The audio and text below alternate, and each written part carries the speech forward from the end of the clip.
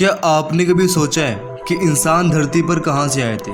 आखिर करोड़ों साल पहले ऐसी कौन सी घटना हुई थी जिसकी वजह से इंसानों की उत्पत्ति धरती पर हुई थी? क्या हम कोई एलियन है या बस एक इंसान? तो वीडियो शुरू करने से पहले अगर आप चैनल पर नए हो तो पहले वीडियो को लाइक, चैनल को सब्सक्राइब करके बेल नोटिफिकेशन को ऑन कर लो ताकि मेरी न्यू वीडियो की अपडेट आपको मिलती रहे। तो चलिए इस बात को समझने के लिए चलते हैं आज से करीब 1370 करोड़ साल पहले, जब बिग बैंग की वजह से पूरे ब्रह्मांड की उत्पत्ति हुई थी। आज पूरे यूनिवर्स में जिस चीज का भी अस्तित्व है वो सब बिग बैंग से ही निकला था। आज आप जो चांद, तारे या सूर्य देखते हो, इन सब की उत्पत्ति भी बिग बैंग की वजह से हुई थी, जिनमें से एक हमारी पृथ्वी भी है। बिग बैंग होने की वजह से कुछ ऐसे तत्व बने जो आगे चलकर इंसानों के जीवन की संरचना करने वाले थे। आज से करीब 380 करोड़ साल पहले महासागरों के अंदर कुछ ऐसे तत्व बन रहे थे जिनसे आगे चलकर हमारे पूर्वजों की उत्पत्ति होने वाली थी। बिग बैंग से उत्पन्न होने वाले तत्व जैसे हाइड्रोजन, ऑक्सीजन, कार्बन और नाइट्रोजन, इन सब ने मिलकर महासागरों के अंदर जीवों की रचना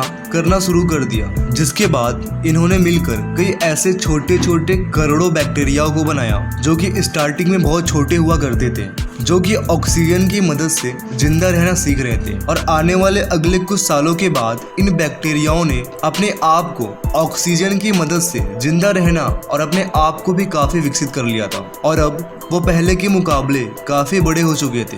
और आगे चलकर ऐसे बहुत से अलग अलग तरह के क्रिएचर्स की उत्पत्ति समुद्र के अंदर हुई थी, और तब तक धरती भी दिखने में बिल्कुल आज की तरह हो गई थी, जहाँ पर चारों तरफ हरियाली और पेड़ पौधे भी धीरे धीरे उत्पन्न हो रहे थे। बस कमी थी तो हम इंसानों की, लेकिन ये बात भी जल्दी पूरी होने वाली थी जब कुछ क्रिएचर्स समुद्र से निकलकर धरती पर आ गए और धीरे धीरे अब वो पूरी धरती पर फैलने लगे और उनसे अलग अलग तरह की प्रजातियां भी उत्पन्न होने लगी। मगर 25 करोड़ साल पहले कुछ ऐसी घटना हुई जिसकी वजह से पूरे वायुमंडल में कार्बन डाइऑक्साइड फैल गया, जिसकी वजह से पृथ्वी और समुद्र में रहने वाले 70% प्रजातियां खत्म हो गई। मगर ये तो बस एक छोटी सी घटना थी। अब आगे जो होने वाला था उसका अस्तित्व आज तक दुनिया भर के कई जगहों में मिलते आ रहे हैं, क्योंकि अब जन्म होने वाला था एक ऐसे क्रिएचर का जो उस वक्त की सबसे खतरनाक संरचना थी, और वो थे डायनासोर।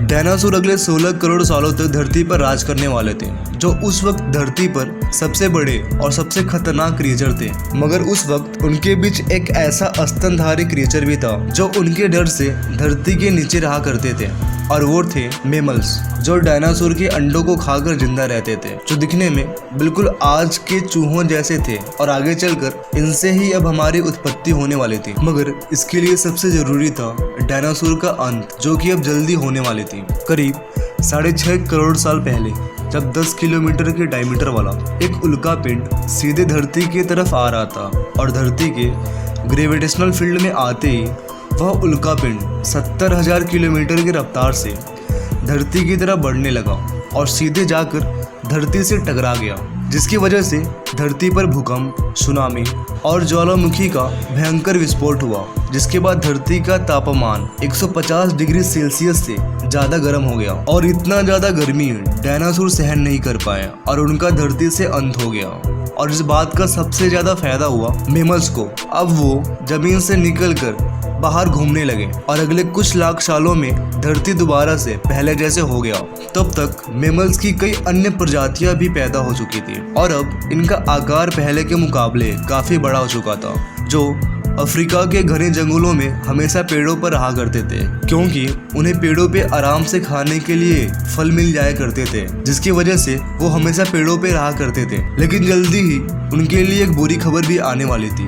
मौसम में बड़ा बदलाव होने की वजह से सारे जंगल सूख गए। अब वो खाने की तलाश में पेड़ों से उतरने लगे, और ये हैं एडिपिथियस रेमिडस, जो कि मेमल्स की ही प्रजातियां थी, जो कि अब काफ़ी विकसित हो चुके थे, जिनमें कुछ सालों के विकास के बाद अब वो 2 पैरों से चलने लगे।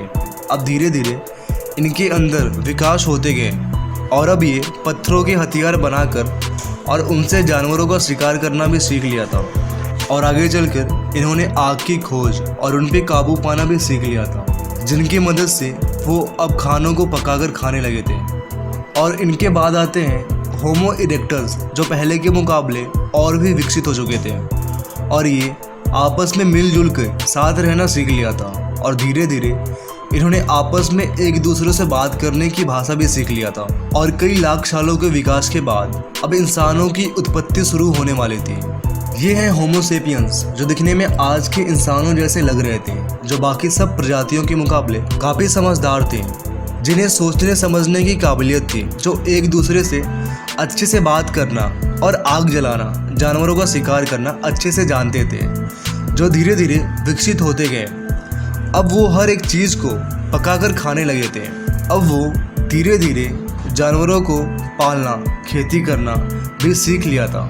लेकिन एटमॉस्फेयर में हो रहे बदलाव की वजह से उन्हें काफ़ी मुश्किलों का सामना करना पड़ा, जिसकी वजह से होमो सेपियंस खाने के तलाश में अफ्रीका से पूरे धरती पर फैल गए और इनकी अन्य प्रजातियां धरती से विलुप्त हो गई और बचे बस होमो सेपियंस, जो अधिक विकसित होने की वजह से हर बार मौसम में बदलाव होने की वजह से बचते गए और धीरे धीरे वो पूरी दुनिया में फैल गए और उन्होंने समय समय पे अपने आप को विकसित करते गए और आज वो इतने विकसित हो चुके हैं कि अब वो पृथ्वी जैसे किसी और घर की तलाश में लगे हुए हैं और अभी भी वो अपने आप को विकसित करने में लगे हुए हैं। तो आज इस वीडियो में हमने करीब 1370 करोड़ साल का सफ़र तय किया और जाना कि इंसानों की उत्पत्ति धरती पर कैसे हुई थी।